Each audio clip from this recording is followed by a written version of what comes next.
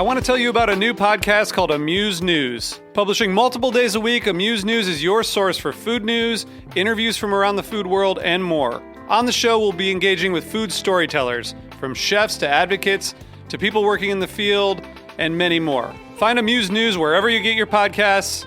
Amuse News is a destination for everyone who's looking for a new, insightful look into the world of food. This episode is brought to you by Verterra Dinnerware. Learn more at verterra.com. That's VERTERRA.com. This week's Meat and Three is all about food branding and identity in 2020. The good, the bad, and the ugly. Everybody has some Goya product in their pantry. So obviously the biggest kind of loss from all of this is the students really working with a brand that they're very comfortable with, that they're very familiar with. I'll be honest, I was completely floored. I was very surprised that a company, especially in the current climate, would backtrack out of a commitment to address issues of racism. Tune in to Meat and Three, HRN's weekly food news roundup, wherever you listen to podcasts.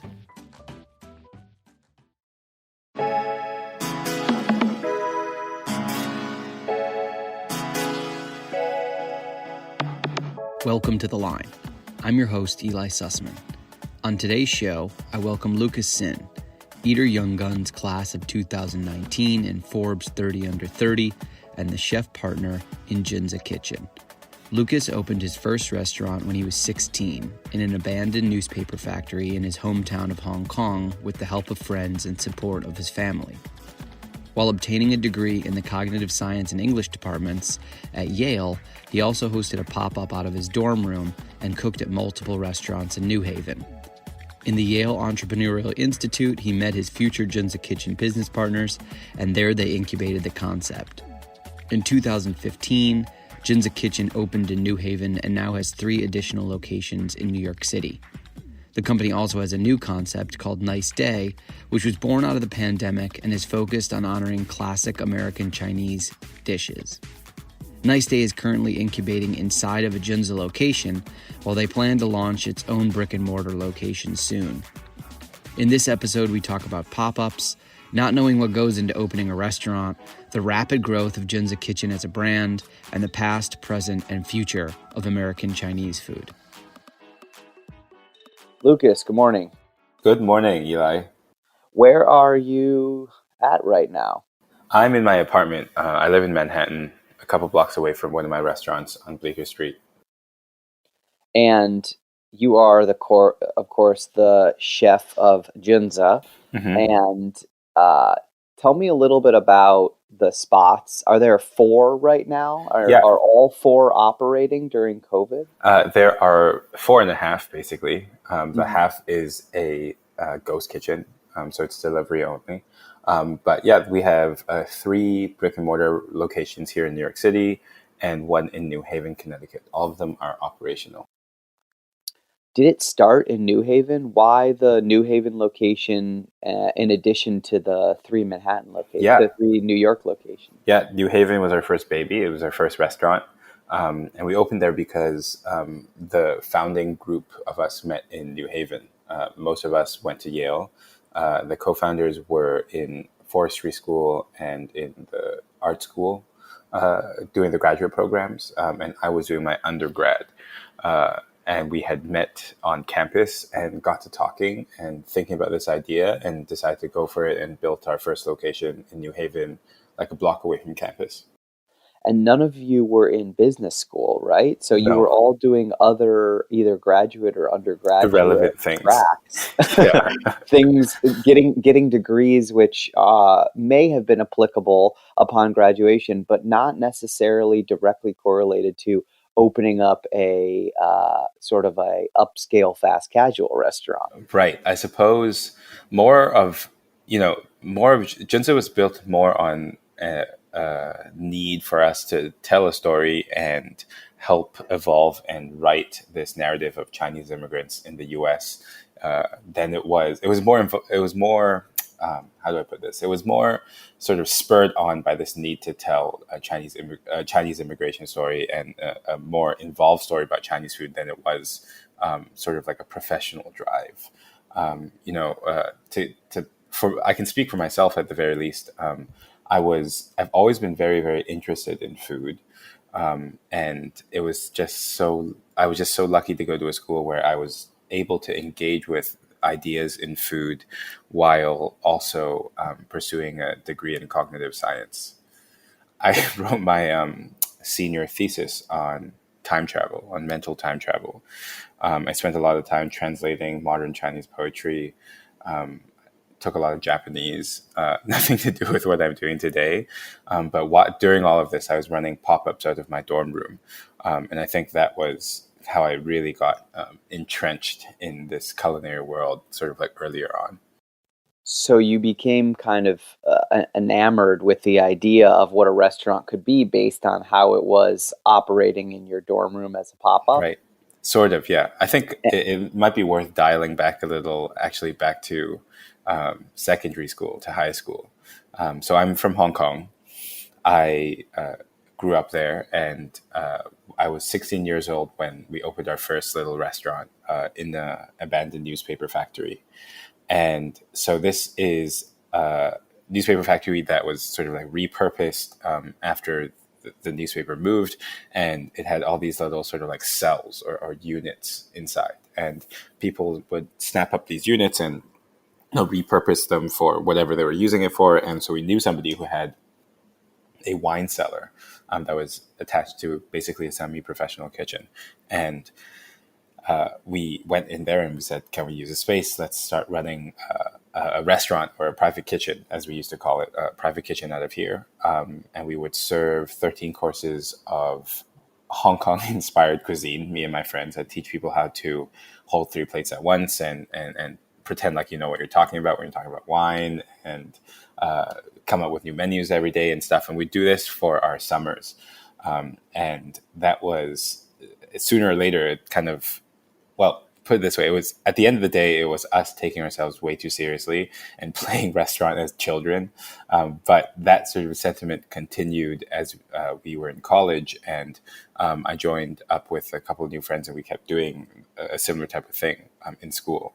So as a result, I think my early years, sort of my first foray into the culinary world, would have been through this world of pop-ups. This Hong Kong pop-up that you did when you started it when you were 16, did you sell tickets? Who was coming? Friends, family? Did it gain any publicity or traction? Were like regular people making reservations?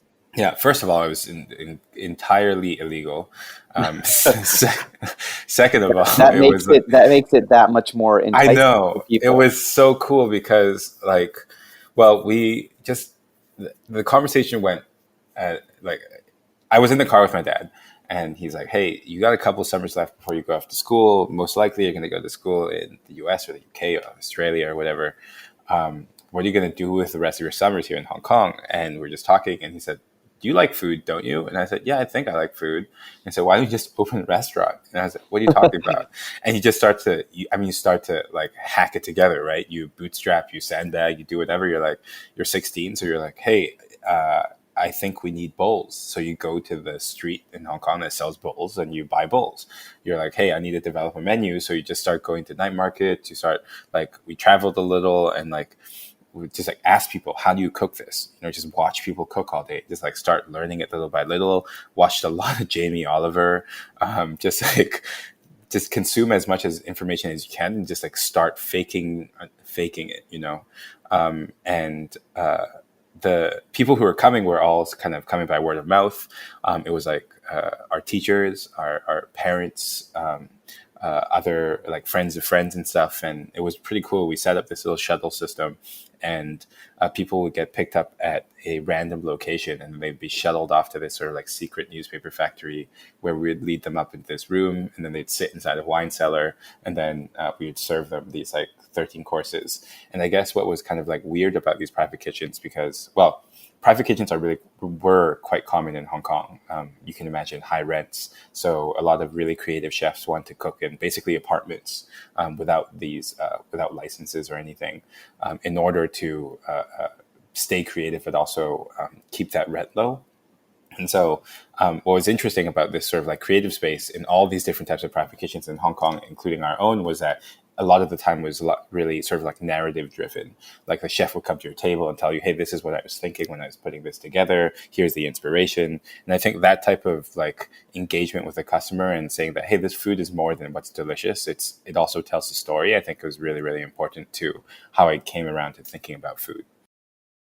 It's such a difficult business, as we both know now that we're truly doing it professionally as adults, but as a 16-year-old, especially when you're saying that you don't know anything and that you really were just kind of figuring out as you go. There could have been a wide variety of entrepreneurial business opportunities that you could have taken over the summer. You could have started a clothing brand. You could have interned at another real company. So why the restaurant? Like, if you were just kind of just vaguely into food, how in the world did you say to yourself, let me do what is essentially the hardest business to start, and then you did it with your friends as a 16-year-old? Yeah, I mean, a couple things. First thing is that we didn't know how hard it was going to be.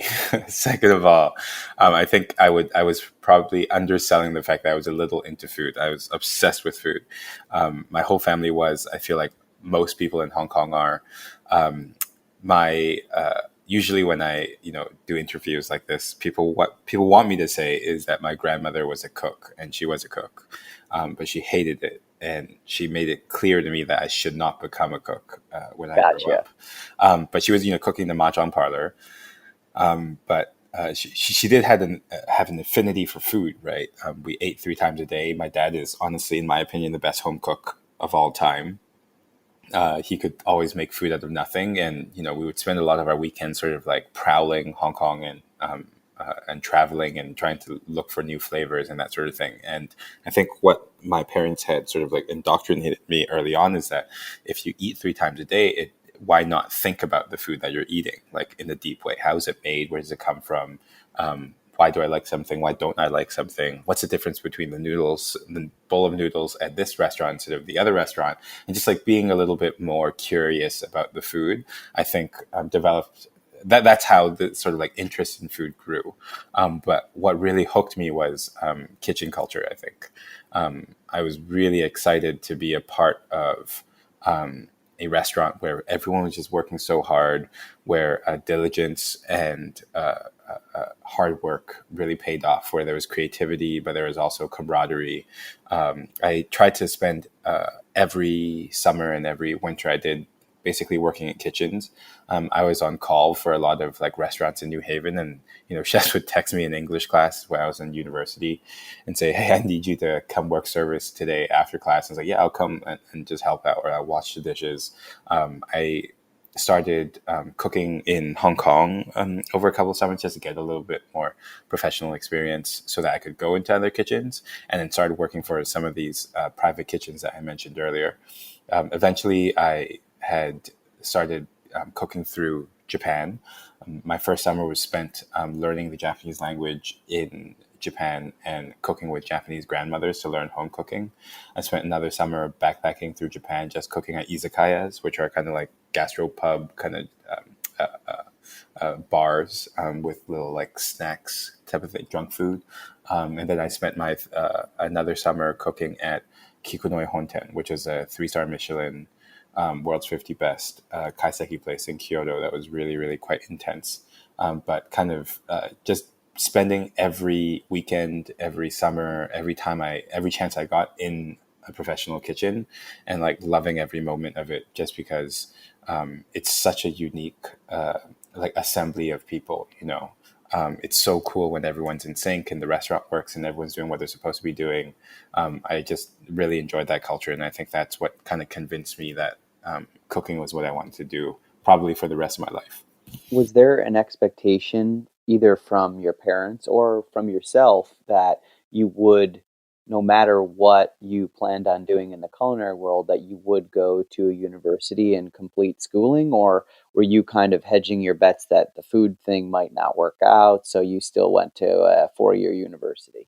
I think I was both my parents and myself were motivated to put me through school. I don't know if that's how I put it, but both my mom and my dad and myself were very excited that I was going to school for the full 4 years. On top of this, perhaps by the way I speak, you can already tell I'm a massive nerd. I loved school. I've always loved school, and had a lot of interest that I want to investigate. So going to a liberal arts 4-year college where I had the privilege of being able to read and learn things that I normally wouldn't, I think was a given. And I certainly was going to go through university. It almost feels like the university thing may or may not have worked out, which is why I'm in food now. Why do you say that it didn't work out? I mean, I'm not a cognitive scientist. I don't work for a publishing firm. I'm not in. I don't work for a bank. I'm not in a management consultancy. All of those things that all of my friends in college are doing right now. So I suppose that's sort of what I'm. You had earlier said that there was sort of an expectation from your father that you were going to go to school in either the UK or Australia or the United States. You didn't say that you would maybe stay in Hong Kong. So was the plan always that you would leave Hong Kong and travel overseas and make a life somewhere else? Or was that more based on where you chose college and then you stayed? I think so. So actually, you're right. It was based on where I was going to school, but the school I went to was an international school in Hong Kong. So most of us, and by most, probably about 80 to 90% of us, ended up going to school abroad, either in the US or the UK.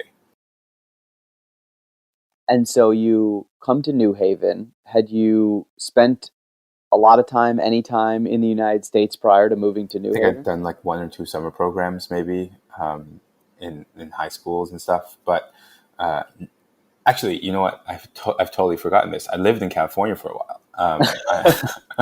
I was born in Canada, and then I think when I was 3 or 4, moved to California for a year or two before going back to Hong Kong. So you wouldn't have remembered it really, but I remember some of it. I remember school lunch. I remember eating pizza out of styrofoam boxes. And very little else. Perhaps when I was 3 or 4, I developed an immense love for Chinese American food, which I still love today. But yeah, otherwise, I don't really remember it now.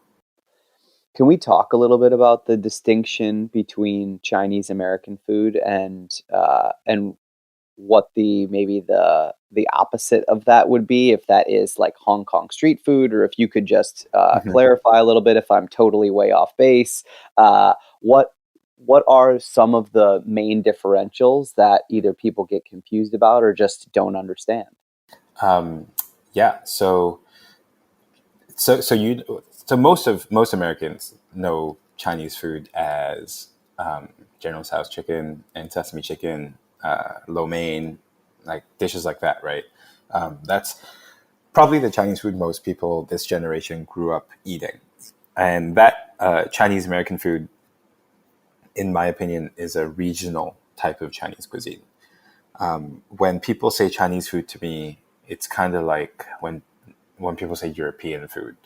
There are 50-something provinces, 20-something ethnic minorities, at least 4,000 years of culinary history, a huge amount of documentation, and courts and aristocrats and rich people like throughout a lot of this time, which is to say that cuisine really, really developed, right? The history of Chinese cuisine is massive. And on one hand, yes, it is a little disappointing that most Americans, unfortunately, only know about this one regional Chinese cuisine, this one Chinese American cuisine, when there's so much else out there. But a lot of people who are engaged or know about this conversation, unfortunately, and to me even more disappointingly, tend to characterize Chinese food in America, American Chinese food, as inauthentic it's not real, which to me is absolutely ridiculous, because it absolutely is real. There are 46,000 something like 46,000 Chinese restaurants in the U.S. before COVID, at the very least.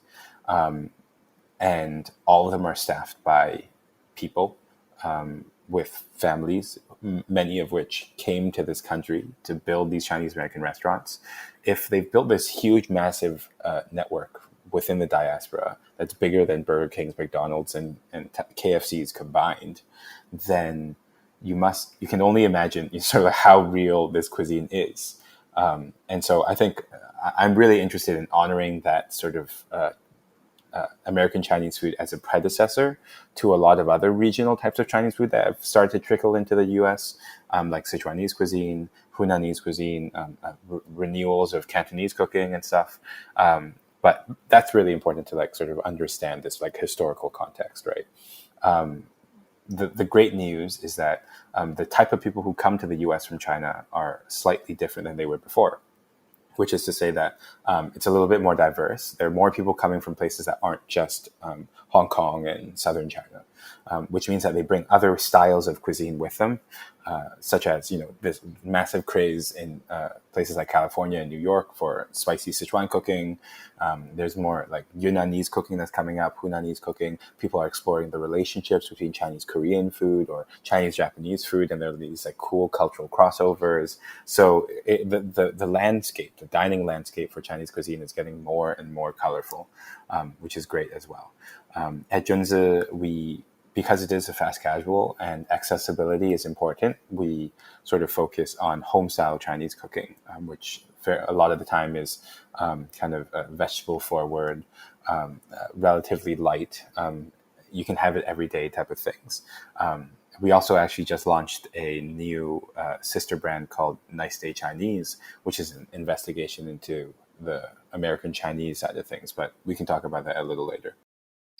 Yeah, definitely. I do want to also ask just a follow-up about the menu, which is that, so you've highlighted that there are so many provinces, there's so many different styles and varieties of cuisine that just kind of blanket calling them Chinese food maybe doesn't do justice to all the amazing varieties. So I'm wondering, from a menu conceptualization standpoint, is it exciting? Is it daunting to have all of this access to all of these potential recipes and flavors and dishes when you're trying to distill that down into a fast casual menu? What an awesome question. And I love that I get to talk with chefs about this, and then talk to you about this, because it's a very chefy question, right? You have so much available to you. Like, what do you choose to use? I think a lot of the times, I think in the fast casual world, and in this sort of like fast casual or quick service, the customer is really quite important, and oftentimes more important than the chef. And so in this case, we need to make food that people can connect with and are able to understand. That absolutely doesn't mean we need to pander to either the chef's creative drives or pander to the customers, what people might think of customers kind of more basic, unsophisticated wants. It's about understanding what a customer wants and seeing how that can be, how the Chinese food that we have in front of us can be translated. Now, the type of cuisine we settled for is the type of food that almost is ubiquitous despite which region of China you might be in. This is the tomato and egg stir fry. This is, the cured cucumbers, the lion's head meatballs, beef and peppers, and type of thing. The way, perhaps, I'm trying to think of a good analogy here, but perhaps the way we think, we don't really think of hamburgers as German anymore. They're just somehow American. Perhaps is a good analogy, but there are certain dishes that just everyone in China makes, no matter what region you're in. And so those dishes, I think, first of all, over history, have proved that they are that people enjoy them. And second of all, it's a lower barrier of entry for people to understand. If people came up to us and we said, "Hey, we have this highly regional Yunanese type of mushroom dumpling that is also served with yogurt or whatever. People say, hey, wait a minute. There's a lot of steps to understand before I can order this dish. Whereas in fast casual, you don't have that luxury. So you want to keep things a little bit more simple. So simplicity of understanding is really important. At Junzi, we like to think of this idea as a certain bandwidth of communication, which is to say some people have, when people come into a restaurant, they have a certain amount of information that they can process, right? Depending on how much time they're inside of a restaurant. We don't want to overload them with too much stuff. We want to communicate. It's in fast casual, you have maybe between 1 and 5 minutes of your customer's time. So in that time, you want to get to them and you want them to tell you what they want to eat, but you also want to make sure that they're not overloaded or stressed out or overburdened by the amount of information you're giving them. So in this case, we have to hold back on some of that narrative and storytelling about what specific regions we're cooking from. Often when a business is born out of, in someone's mind, it can be born out of either a need to fill a void, or it can be born out of a desire to create that business. And when those overlap, that's a wonderful thing. I'm wondering, when you were in New Haven and you were speaking with your friends and later your partners, did you think to yourself, this needs to be here? Or did you think, I really want this to be here? Or was it both? I think it starts with a want and then it develops into a need. So to be clear, my co-founders, Yong and Wanting, had been thinking about this since, I believe it was like 2013 or 2014, while they were still in school. And it was a want in the beginning. They had wanted food to eat on a regular basis that reflected who they were and their desires, right? Like in particular, it was noodles and bings. So bings are these sort of like flat, they're basically unyeasted flat rolls, right? But also it's a generic term for anything that's basically circular or round. So in China, you would call pizza a pizza bing. Scallion pancakes or scallion bing, for example. But anyway, there was this craving for northern Chinese bings and for noodles that were tossed in sauce instead of served in soup. That's kind of the craving that they had in the beginning.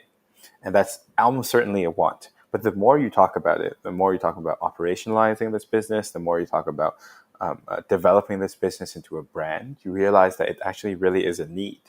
That we've identified that in the US, there is a need for new life in the Chinese food sort of space, so to speak.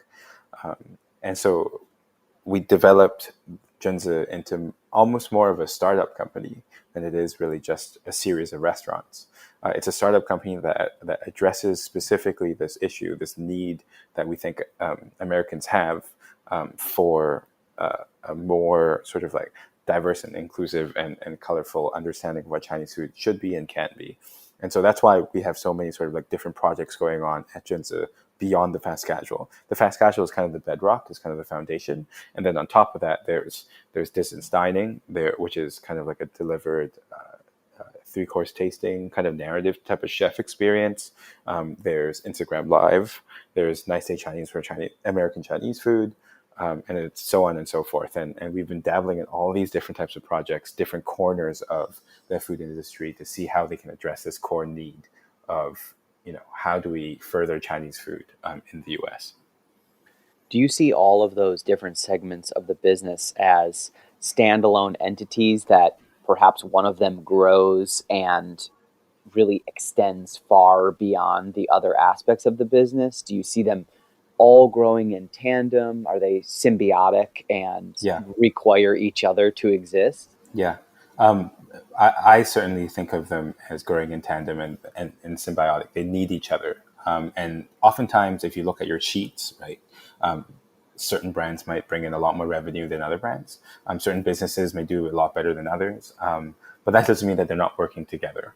An analogy is sort of building Chinese food in the US is kind of like building a house, right? You need a foundation, you need a roof, and then you need everything else in between. The roof is the foundation might be fast casual. On Monday you might have sweet green. On Tuesday you might have Chipotle. On Wednesday it would be good to have Junzi, to have Chinese fast casual. Why not? The upper limit is when people who are sort of like dedicated to investigating more about Chinese food, right? Foodies, for example, people who are interested in food history might say, I'd really like some more communication with the chef, and I want to see creative cooking in interesting contexts, and then that might be distance dining or chef study or whatnot. In between, in the future, I can imagine that we would want to move into like areas like agriculture and say that, hey, we need to be growing our own vegetables in order to really further what people think about Chinese food, for example, right? Speaking very sort of ambitiously, but I think all of these things must grow in concert with each other so that we have multiple touch points for potential new customers and for returning customers, but also we can grow a little bit of an ecosystem where people can come to us as a growing authority on Chinese cooking. I definitely want to talk about distance dining, and so we will get there, but I want to jump back a little bit to New Haven. You and a couple of your friends have this idea. You're still going to school full time, and it seems like you're also cooking full time whenever these guys call you and say, pick up a shift here and there. Yeah. So you've made yourself even busier than you could have already possibly been while trying to finish up school and get in that Ivy League location, that education finished up. So when you're looking for a location, do you go out and try to fundraise? Did you go to your family? Did you go to other students? How did that process unfold of opening up a location in New Haven? I wasn't the person sort of in charge of fundraising. The fundraising master and the sort of financials guy is Yang, our CEO. And in the early stages, we structured ourselves very much like a startup. And by that I meant we went through a program that was then called the Yale Entrepreneurial Institute, where business mentors would coach you through how to build a startup. And that honestly, for a couple of months, is about running a business model and pitching to people. And I think in a very short amount of time, Yang and Wanting and the other co-founders that came before I joined the team really worked hard to learn how to do those things. So they pitched everyone from their parents to people that our business mentors know and friends of friends and whatnot. And I think mustered enough money to build our first restaurant in New Haven, which upon reflection was a lot cheaper than opening than if we were to open a first restaurant in New York. The good news is that New Haven still to this day is one of my favorite cities I've ever cooked in. It's immensely collaborative. It is, in my opinion, one of those like perfect small cities. The food scene is incredible. The pizza obviously is the best in the world. And everyone just like knows everybody and it's a very supportive community. On top of the fact that this is a business that was built sort of through Yale. We both have a Yale connection and a city connection, which I think was important to us early on. But on the other hand, I think a sort of wise decision for us, because at the end of the day, I was 22 years old when we opened the first Junzi. None of us really had enough restaurant experience or even experience in the food industry at large. So kind of trialing it and opening a first location in New Haven allowed us to practice restaurant until we moved down to New York and opened our first location by Columbia a year later. We're going to take a quick break. Stick with us.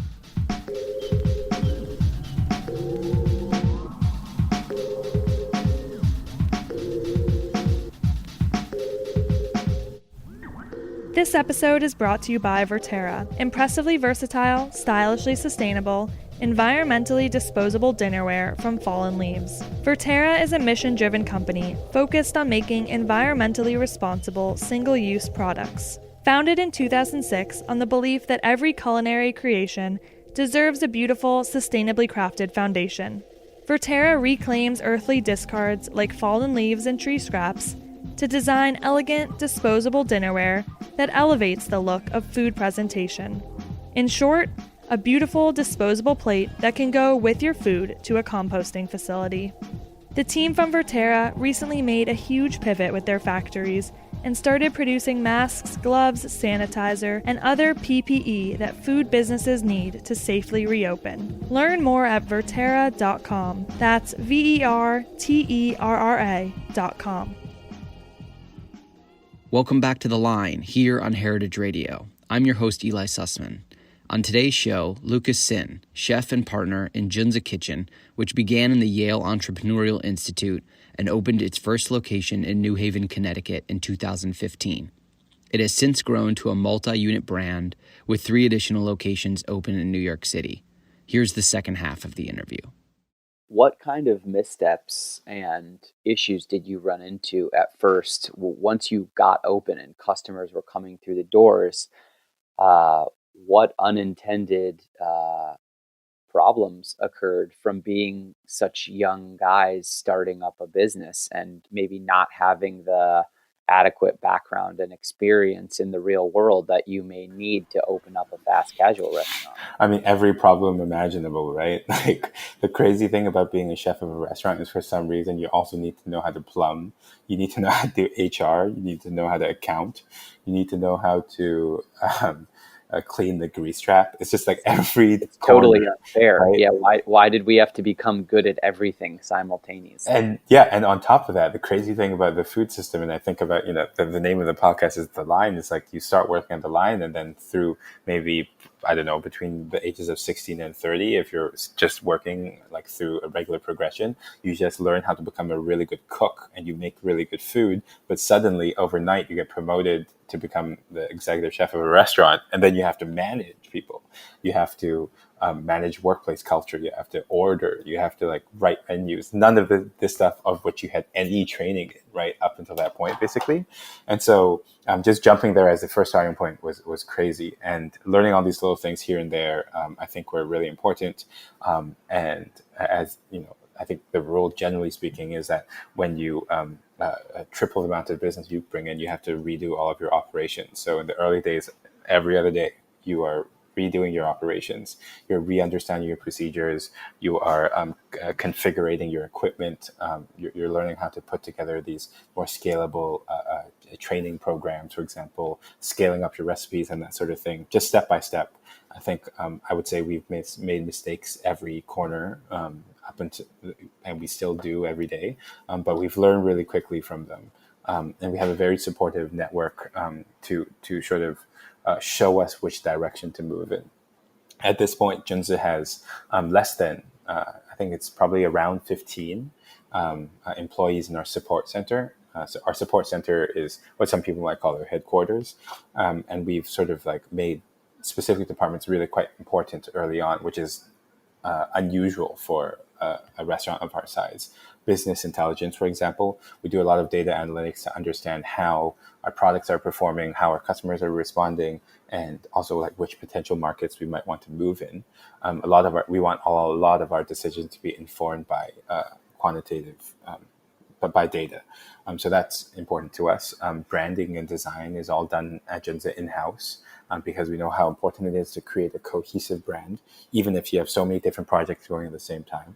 So our graphic designers to our architects are all in-house as well. Not to mention HR, accounting, and operations and supply chain management. So all of these sort of aspects I think are really important to the company, and it's important to keep that close to ourselves because we are aiming to be innovative. So we want to do a lot of that stuff ourselves. It's amazing what you just touched on, because that really, there's going to be people listening that say that's the dream. You have the ability to have these top level conversations with everyone who's super invested in the brand, because each one of your leadership, each part of your leadership is all in the same place, and you all are executing with the common goal of doing the best for the business. And it doesn't have to be outsourced to 5 different companies that then have to try to work harmoniously, which is extremely difficult. But the flip side of what you've just touched on is that you have large infrastructure, which is pretty expensive. Mhm. And I'm wondering about how that affects the overall growth of the company. Did you make the conscious decision at the beginning to have this really solid infrastructure and then have to raise additional money for it? Or does this just come out of the existing revenue stream of the locations? As a startup, you absolutely have a high burn rate that you need to sustain by looking for investment. I think the it's kind of like a cycle of looking for investment and then putting that investment to good use to increase your revenue streams and diversify your revenue streams and start new projects, for example. And then after a while, look for more investment again. We decided to structure Junzi more like almost like a tech startup, right? Or rather, more like a startup than a restaurant, because we're learning from a lot of companies like Sweetgreen, Dig In, for example, that were structuring it similarly, because growth necessitates the mission, or rather, no, I'll put it the other way. The mission necessitates growth, right? If you want to change what people think about Chinese food, people need to eat Chinese food. And if you want more people to eat Chinese food, you need more stores. You need more sort of places for customers to purchase that food. And so for all these reasons, you need a lot of investment. And right now, Junzi is pre-Series A, so we haven't actually officially went into our Series A yet. So far, it's all angel investors and family and friends, so to speak. But as we as COVID starts to clear up and we have a better sense of what our outlook is for the next couple of years, I think that's when we'll start moving to Series A and looking at more rapid expansion. Did you make the decision to open in New York because New Haven was doing exceptionally well and performing at a level at which you thought you could compete in the world's most difficult restaurant market? Or were those decisions independent? Did you say New Haven's New Haven and we should give New York a shot and see if this will work in New York? I think New York was always the dream, because we knew the type of impact we wanted to make. And we knew that we wanted people to hear this story and eat this food. So we opened New Haven with the explicit notion that we're going to get things right here so that we can move into New York. The New Haven location, however, consistently surprises me to this day. It's the same. We've had the same manager there for 5 years. That restaurant in New Haven has the lowest turnover rate of all I've ever heard of. I believe last time I checked, the industry standard is something around 17% year over year of turnover of staff, which is to say 17% of staff remain in the fast casual world. And that's a number that I think we saw like a year or two ago. But New Haven for the longest time was posting 70%, as in with its teams less than 10 people or around 10 people, like one or two would leave every year. And it's like a little family over there. The food is, in my opinion, still great. It's an 800 square feet store, but they're still putting out food on a consistent basis. They were feeding hundreds, if not thousands, of essential workers during COVID. And I'm always really proud of that store. And me and my team go and visit there as frequently as we can. But New Haven does hold a very dear place to my heart. Speaking of New Haven, actually, collaborations are so important to me as a chef to like get new ideas and whatnot. So in New Haven, we were doing collaborations like almost once a week, once every 2 weeks. And by collaborations, I meant people would come up to me, like bump into me at a bar or something and say, "Hey, Lucas, do you like hot dogs?" And I'm like, "Yeah, I love hot dogs." And he's like, "You should do a hot dog restaurant at your little Chinese restaurant." And I'm like, "Yeah, down, let's do it." or we hey, let's do a popcorn pop up or a fried chicken pop up. Hey, what if we just did like Mexican Chinese food? And like just these like silly ideas would float around. And then I think distance dining, chef study, all these other projects like really stem from this early thinking that, hey, we should just try things, like do whatever and use it as a neighborhood community pop-up space. And I think New Haven was very much like that. When I was still living in New Haven with the team, and the chief of operations, the head of operations is the actual manager of the store. We were just doing silly events like that all the time. But it was so cool. And I really miss that type of community that we're slowly trying to build here in New York. But, as you know, everything moves a little bit quicker in New York. And so there is less time to play with events like that. But anyway, I obviously miss it a lot. Although it does seem that, you do have 4 stores, so you are a pretty good sized company, but you do also seem nimble and small and fun, and you can do all these unique events and kind of integrations that you come up with an idea and you can put them into effect pretty quickly. And I think that's sort of a testament to maybe having everyone in-house at the same time, that you can come up with an idea and you can implement it pretty quickly. Is there any worry that some of that personal identity that makes Junzi special, that as you continue to grow and you have to standardize more procedures and you start digging in harder and harder to that data and those analytics, that you will not be able to keep some of that personality within the brand? Yeah, that's a great question. How do you grow personality? I think the way we kind of like keep it, the approach so far has been to like carefully and intelligently segment, right, that into the different arms of our business. I think distance dining, for example, gives us an opportunity to tell a story in a very deep way that we can't do at the fast casual at Junzi Kitchen. I think Eat Nice Day or a Nice Day Chinese, which is our new Chinese American concept that we're playing around with right now, or American Chinese concept we're playing around with right now, is even less of a narrative communication when people get through the door. It's about carefully segmenting when and where you want to display your personality, and to engage your guests and the rest of the community in conversation. There's time for it, and there's also time to not do that. So I think and I'm lucky that I can cook at a restaurant group of this size and still be able to actually put food together that my customers can eat, right? That I still have a chance to come up with new menus on a regular basis and engage with chefs I want to engage with, and learn about cuisine, which is which I count myself very, very fortunate for, because you can imagine that a lot of culinary directors or chefs at fast casual restaurants don't get to do that anymore. And a lot of other chefs that I know kind of in this field talk about how they aren't able to express themselves creatively anymore. It's kind of a bummer. So I'm very lucky to be able to do all of that. Is Nice Day a sort of a standalone concept that will one day have its own brick and mortar? Yeah, so right now it's running as a pop-up at our Bleecker location on Wednesdays to Sundays. And we're playing around with the concept because basically the number of Chinese restaurants in the US have dwindled, and that's even before COVID. We were tracking over the last 2 years, I believe, 16% of Chinese restaurants had closed in the New York area. 16%. That's out of nowhere. That's before any anti-Chinese sentiment. That's before any racism, before COVID's putting old businesses out of place.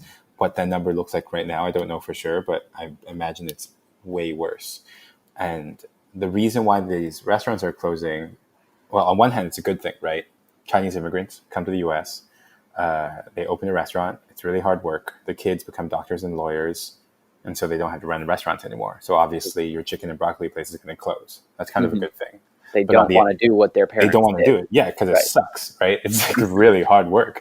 And their parents don't want them to do it either, right? That's kind of was the whole point. Yeah. And on top of that, the cooks that work at this restaurant, they were coming here because they didn't speak any English and they didn't know how to do anything. They didn't have any skills that would be helpful if you don't speak English. So they end up in restaurants, right? Hey, I have a cousin. He's coming over from Fujian. Can he work at your Cantonese place, right? That's kind of the idea.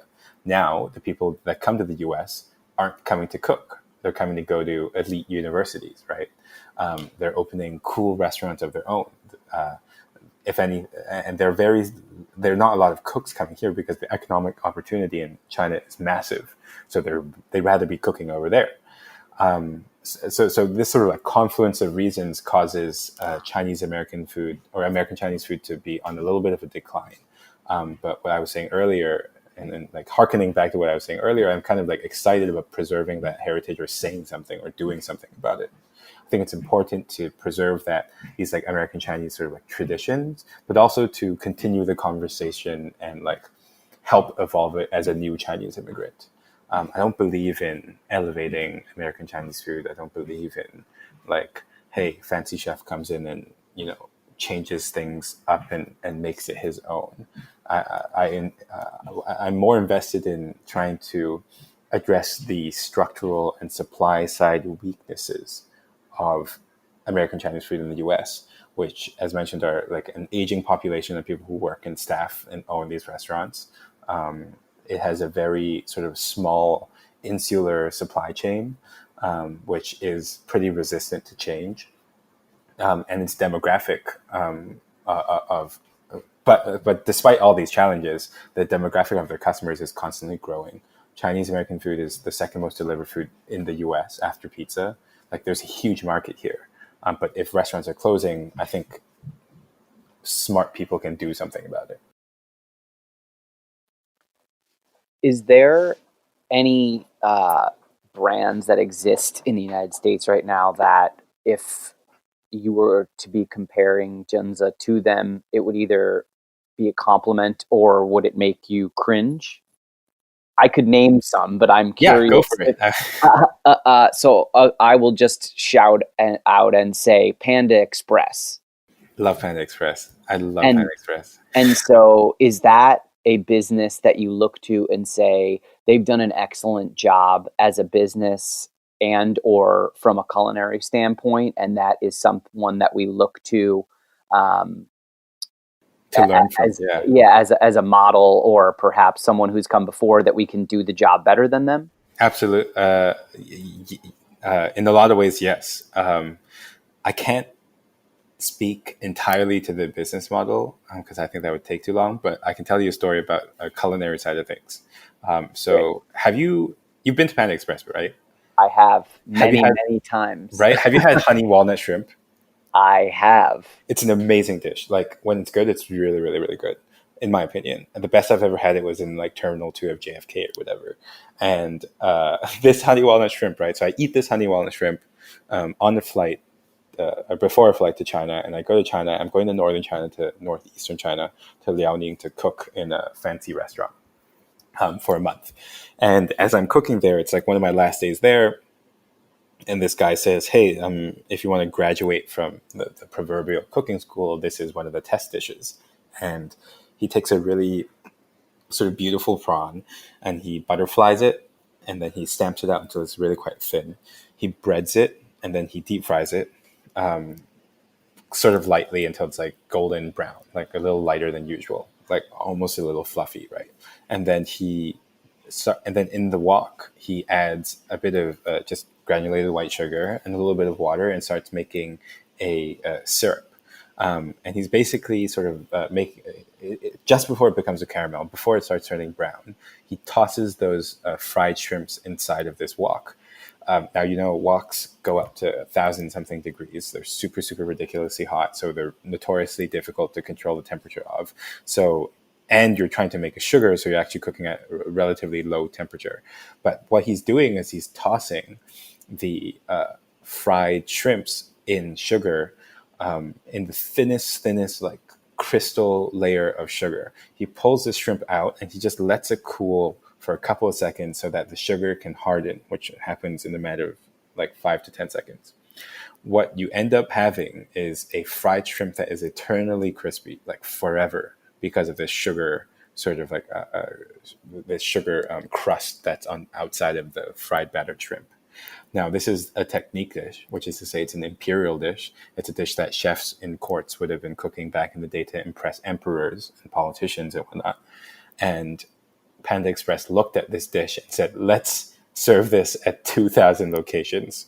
And they did it within like a year or a year and a half or something. And that's insane, right? That they capture, like, obviously it's not like that all the time, right? This honey walnut shrimp isn't exactly like this fine dining fancy version, but they looked at something like that and said, hey, let's scale this up. And they absolutely are able to scale it up so that, in my opinion, I've had it so many times that I'm going to say 95% of the time it's delicious. Now, Panda Express, on the other hand, some might argue it's a little outdated. And I totally agree with that, because Panda Express was built in the 80s. P.F. Chang's came shortly after in the 90s. And both of these restaurants, I think, are super, super important for the development of Chinese food in the U.S. The founder of P.F. Chang's, Philip Chang, is a dear friend of mine, and he's also a mentor and actually an investor in Junzi. And whenever we talk, we always talk about how since 1993, when P.F. Chang's was built, there hasn't really been another brand to represent Chinese food at scale. And what this new brand needs to do is demonstrate that quantity doesn't mean diminishing of quality, that you can have both, that scalability can bring around good things as well. It can make for a more efficient food system. It can employ people in, hopefully, eventually, like an ethical and intelligent way, and bring a huge amount of cultural change to a large amount of people. So that's kind of like, I would absolutely hope to say that one day I can really look at Junzi and say we really followed the footsteps of Panda Express and P.F. Chang's, and we're on our way to doing something good.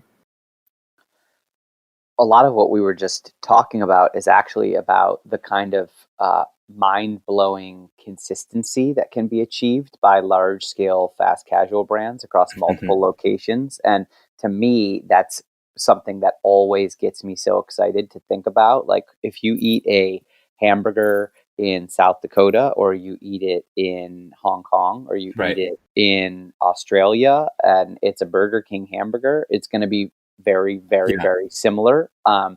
And that always blows my mind. And so, as someone who's in the fast casual space, and you have 4 locations, so it is easier to control consistency, but still, I assume, challenging. How do you internally develop a dish and then roll it out so that it is consistent across your locations? And as you look to expand, how do you hope to achieve consistency across multiple locations? First of all, the Chinese restaurants that already exist in the US have achieved this with no need for an overarching headquarters, right? Like Sesame Chicken in Arkansas, exactly the same as Sesame Chicken in Vermont. Yeah, how is that possible? Yeah, how is that possible? There's no trading manual. There's no PDF that these guys are like passing around. It's like, just so good and so satisfying, and so similar. No matter what city, if you're in a city of 400 people, there's a Chinese restaurant, and it tastes the same as the one in the city of 700,000 people. Yeah, exactly. And it's amazing. And the way they did that is through a very complicated, intricate and insular network of passing ideas, recipes, and labor around, right? Like, we have a uniquely scalable system that is entirely decentralized, where, hey, I have a cousin coming over. He's going to work for you for a little bit. He's going to hate his job. Eventually, he's going to move to another place. And somehow, like, over the last 150, 170 years or whatever it's been, like, we have developed this Chinese food system that is in a lot of ways as impressive as any McDonald's in terms of scalability and consistency of product without that overhead. And so I say, first of all, because that's something to learn from, right? To look at these systems and really try to study and understand them and say, what can we learn from the way you guys do things? The similarities between these two restaurants on different sides of the country. How do we learn from this operation and these procedures to achieve consistency? People have long shelved Chinese food away like that and just say, okay, they, for whatever reason, it's exactly the same. But nobody really has gone into like study it. And so I think studying and paying your debts and like understanding that first and foremost is a huge. I've learned so much about how to standardize operations from looking at these mom and pop shops. Second of all, I have a really wonderful team that really understands the need for scalability, and we've developed a process that is very similar to design thinking. So we took a lot of pages out of like a designer's playbook, which is to say, every time we come up with a new sort of dish to put on the menu, it goes through this process of understanding a specific customer need, looking at quantitative data, getting customer profiles, understanding your target audience, and then creating a new dish that's a product and testing it over and over again in smaller circles and then bigger circles and then bigger circles, and then having like a little bit of a rollout and maintenance phase of the product. Now, all of this is kind of a jumbled way to explain that I think it's really important that more chefs and more restaurants start thinking about their dishes less as dishes or recipes, so to speak, more like products, right? That they need to be managed, that they have a certain life cycle. There are quantitative measures for how well they're doing, and when to change them or when not to change them and whatnot. And I'm not advocating for every restaurant needing a business intelligence department, but what I am advocating for is for us to start thinking about these things we're putting on the menu as things we're really trying to sell, and understanding the metrics that will help us make those decisions about how to change something and whatnot. So I think relying on that sort of design thinking process, plus a lot of reference to this massive Chinese American operations as a precedent, I think is kind of how we're approaching a lot of this scalability question. It's a complete and total different mindset from the traditional restaurant experience, from being in a Michelin kitchen where it's about a singular dish and plating it, and you're going to do it 35 times tonight and it's going to be perfect. But what we're talking about is doing it 3,500 times during the lunch rush at multiple locations with different people. And a lot of the time, it's people who used to work at Forever 21 and Burger King. You know? It's it's like, how are you going to ask somebody like that to taste something and be like, this needs a touch more salt, or whatever it is. And like, I think when we're talking about, and it's such a fascinating question for me, because a lot of people will say, you know what, like you are dumbing down, you're dumbing down cooking, right? You're doing a disservice to the whole culinary industry by really simplifying things. But the hope is actually that you simplify things enough so that people don't have to do this in the long term, right? That you don't have to, like, who enjoys just flipping burgers, right? Like, who really genuinely just enjoys doing that all the time?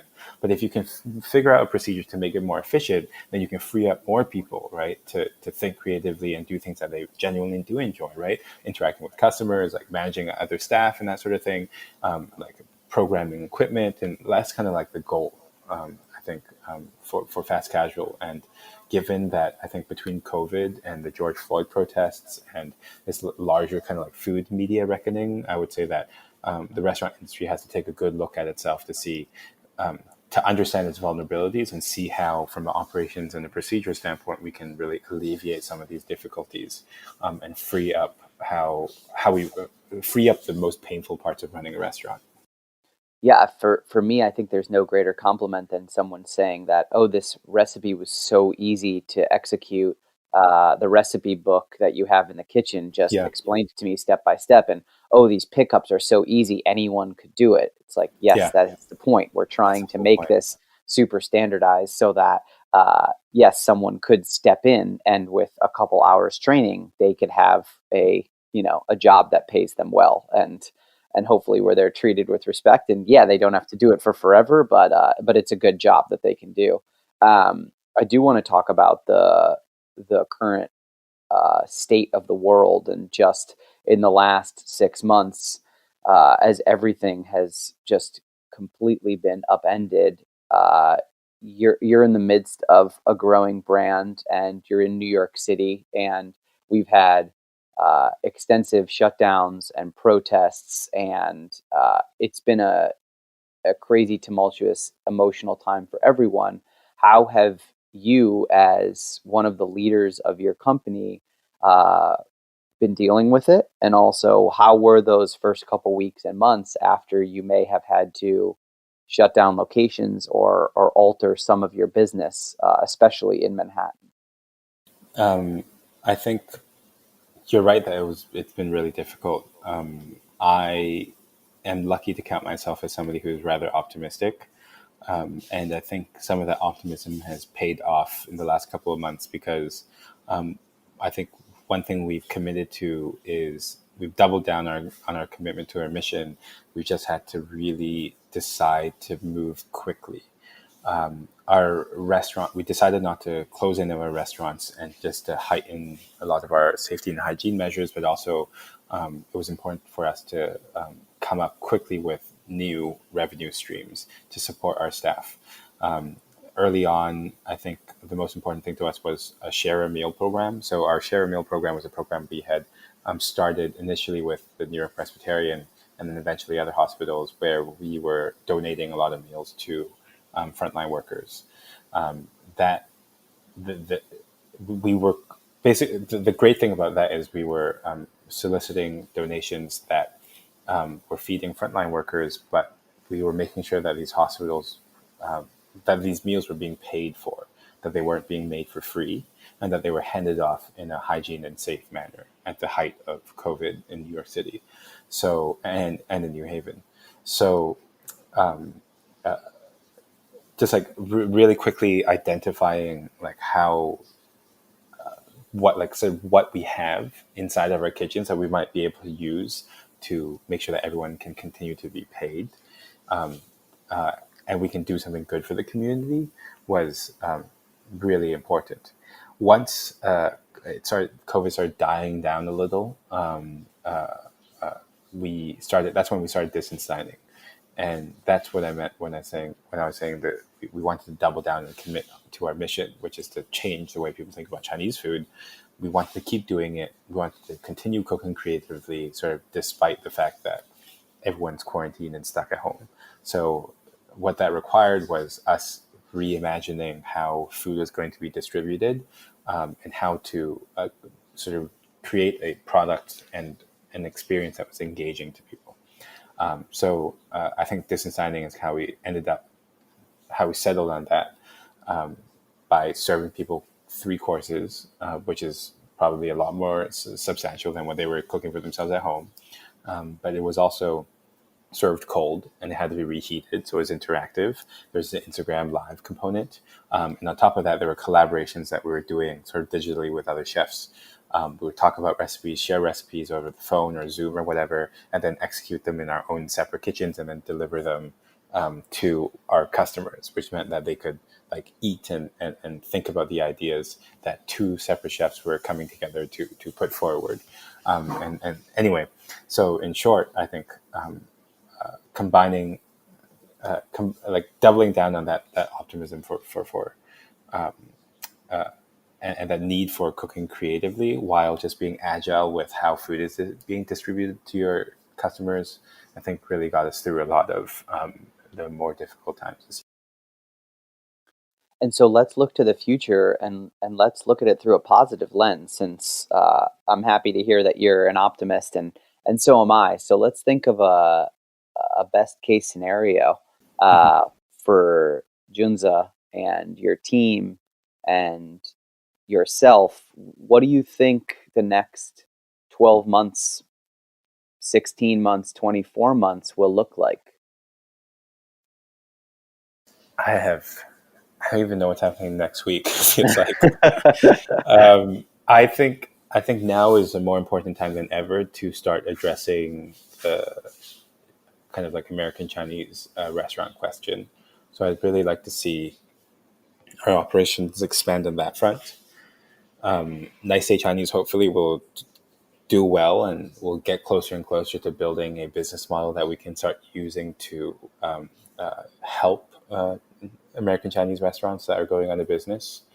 I'd like to also, that's one. Another is I'd really like to see how something like distance dining might be able to exist in a pandemic world permanently, right? Like I personally am very worried for so many of my friends who have full service restaurants who are doing outdoor dining right now. Most of them are killing it, but outdoor dining is going to be over in the winter, and I'm worried that, and I'd be interested in seeing how a program like distance dining might have more longevity and scalability in times when people are going to retreat back into their apartments.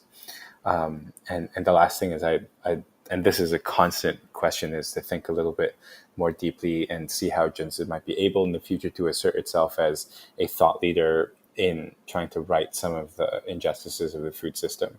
I'm very, very cautious of the vulnerabilities of the food system, specifically climate change, but also how the people who work in food are so often unfairly treated systemically.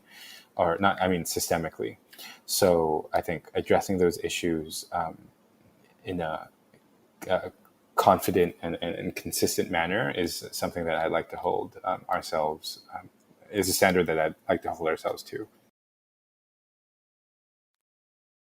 Lucas, thanks so much for joining me and talking about your story and Junzi, and of course everything that may be coming in the future. Thank you so much for having me. It was a pleasure. You have 4 locations. 1 is in New Haven, 3 are in New York. If you can direct people to a website or an Instagram where they can find more information out about the brand and where they can discover all the locations to visit. Yeah, so you can follow Junzi Kitchen at JUNZI Kitchen on Instagram and everywhere else. Our website is junzi.kitchen, JUNZI.kitchen. Check out our new Chinese American concept, our American Chinese concept, Nice Day Chinese, at eatniceday.com. And my Instagram is at lucas.sin. There's a little bit of home cooking on there. There's a little bit of history on there. So yeah, DM me if any of you have any questions or want to chat or hang out. And they can find information also about the distance dining on the Junzi Kitchen Instagram website. Yep, and the Instagram. And that program is still ongoing? Yep. Amazing. Lucas, Sweet. Thanks again, everybody. Thank you so much for listening, and go check out Junzi if you're in New Haven or New York City.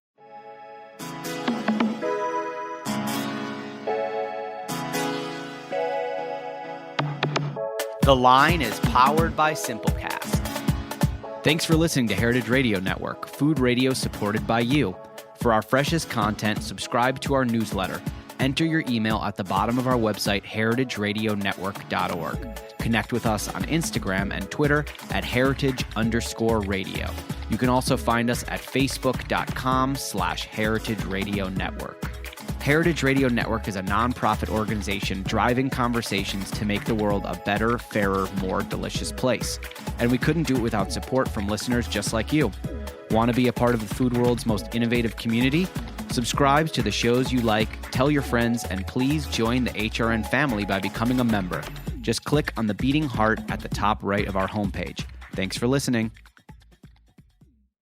Hey everybody, I'm Nick Layton. And I'm Leah Bottima. And we're the hosts of Were You Raised by Wolves? Each week we try to make the world a kinder, nicer place. Well, that's the idea, at least. I mean, we try.